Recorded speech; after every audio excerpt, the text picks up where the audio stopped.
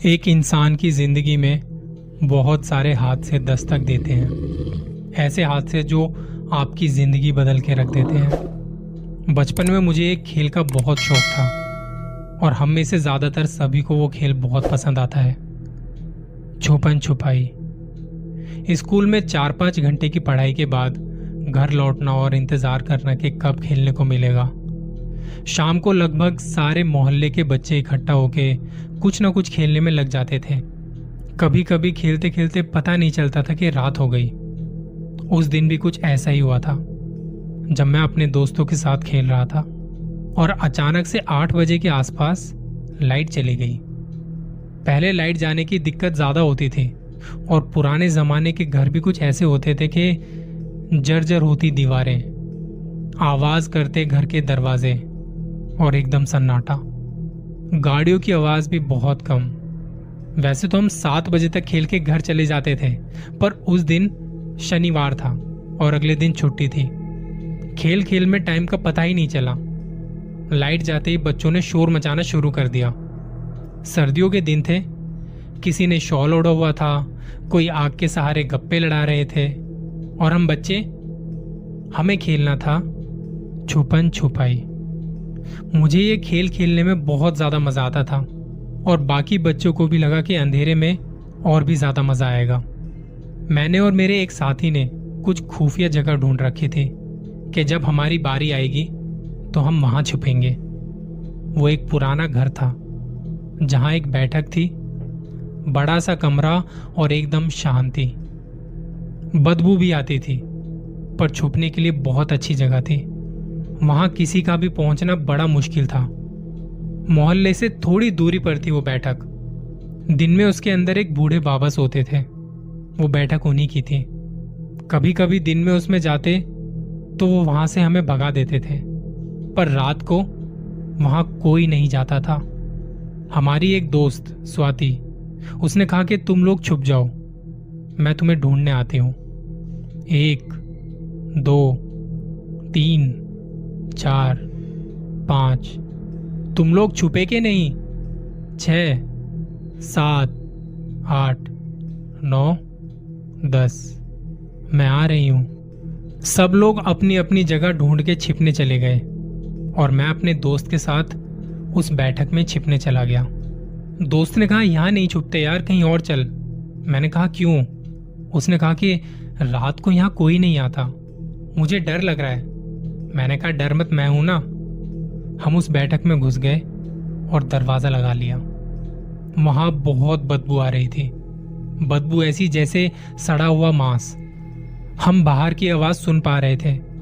स्वाति कह रही थी मैंने देख लिया तुम्हें, हाय स्पाइस। हम अंदर खीखी खीखी हंस रहे थे कि हमें तो कोई ढूंढ ही नहीं पाएगा। स्वाति की आवाज हमारे पास पहुंच रही थी। लग रहा था कि वो हमारी तरफ ही आ रही है। हम दोनों एकदम शांत बैठे थे। अब वो बदबू भी बहुत तेज हो चली। दोस्त ने कहा बाहर निकलते हैं, बहुत तेज बदबू आ रही है। मैंने कहा बस 2 मिनट रुक जा, स्वाति बाहर ही है। हम दोनों ने बिना कुछ कहे मुंह पर हाथ रख लिया और नाक को बंद कर लिया। थोड़ी देर में लगा कि स्वाति जा चुकी है, क्योंकि आवाज अब आ नहीं रही थी। तब मैंने अपने दोस्त को कहा चल अब दरवाजा खोल के बाहर चलते हैं। हम दोनों उठे और दरवाजा खोलने गए। तभी हमें बाहर से आवाज आती है, मैंने तुम्हें देख लिया है, तुम दोनों अंदर ही छिपे हो ना, बड़े शैतान हो तुम दोनों, रुको अभी बताती हूं तुम्हें। वो आवाज सुन के हम दोनों अंदर ही छुप गए। दोस्त ने घबराते हुए कहा ये स्वाति की आवाज नहीं है। मैंने कहा हाँ, पता नहीं कौन है। बाहर से हंसने की आवाज आ रही थी, शायद कोई औरत, शायद कोई आदमी, पता नहीं चल रहा था कौन है। कभी घुंघरू की आवाज आती तो कभी दरवाजे पर किसी के खरोचने की आवाज आती। हम दोनों बहुत घबराए हुए थे। ठंड के मौसम में पसीने पसीने हो चुके थे। वहां बदबू बढ़ती जा रही थी। दोस्त ने कहा अब क्या करें? मैंने कहा रुक अभी चलते हैं। थोड़ी देर में वो आवाज भी आनी बंद हो गई। अब बाहर की कोई आवाज सुनाई नहीं पड़ रही थी। हमें लगा कि ये अच्छा मौका है, चल चलते हैं। दरवाजे के पास आके खड़े हुए और सुनने की कोशिश की कि कोई है तो नहीं बाहर, पर कोई आवाज नहीं थी। अब दरवाजे की कुंडी खोलने की कोशिश की और थोड़ी सी आवाज हुई। वो आवाज दरवाजे की नहीं थी, बैठक के अंदर से किसी के सांसें लेने की आवाज आ रही थी। और अब वो घुंघरू की आवाज भी अंदर से ही आ रही थी। हमने दरवाजा खोल के भागने की कोशिश की, लेकिन दरवाजा नहीं खुला। हम दोनों हड़बड़ाते हुए दरवाजा पीटने लगे और रोने लगे। डर लग रहा था वहां। तभी किसी के हंसने की आवाज पीछे से आई। मैंने तुम्हें देख लिया है आइस स्पाइस, कहाँ छुपे हो तुम दोनों। हम रो रहे थे, बोल रहे थे कि हमें जाने दो, घर वाले इंतजार कर रहे होंगे, हमें जाने दो। अच्छा, तुम्हें जाने दूं? तुम दोनों तो मुझे बहुत पसंद हो। चॉकलेट खाओगे? मेरे पास आओ, आओ ना, मैं तुम्हें कुछ नहीं करूंगी। वहां हम दोनों को अंदर कोई नजर नहीं आ रहा था, अंधेरा भी बहुत था। और अब आवाज आ रही थी जैसे कोई कुछ चबा रहा हो। कभी लगता कोई औरत, कभी लगता कोई आदमी। हम दोनों जोर जोर से दरवाजे को बजा रहे थे कि कोई सुन के मदद करने आएगा, पर वहां मदद के लिए कोई नहीं था। दोस्त रोते रोते खांसने लगा। उसे बहुत खांसी होने लगी और खांसते खांसते वो वहीं गिर पड़ा। मैंने उसे उठाने की कोशिश की, उठ यार, उठना, पर वो नहीं उठा। और अब फिर से हंसने की आवाज आने लगी। आइस स्पाइस, छुपन छुपाई खेलोगे मेरे साथ? मैं रो रहा था, प्लीज मुझे जाने दो, मैं मरना नहीं चाहता। आज के बाद कभी ऐसा नहीं खेलूंगा, कभी नहीं खेलूंगा ये खेल, मैं कभी नहीं आऊंगा यहाँ पे, मुझे माफ कर दो। तभी वहां किसी के जोर से हंसने की और भयानक सी आवाज आई, जिसे सुन के मैं गिर पड़ा।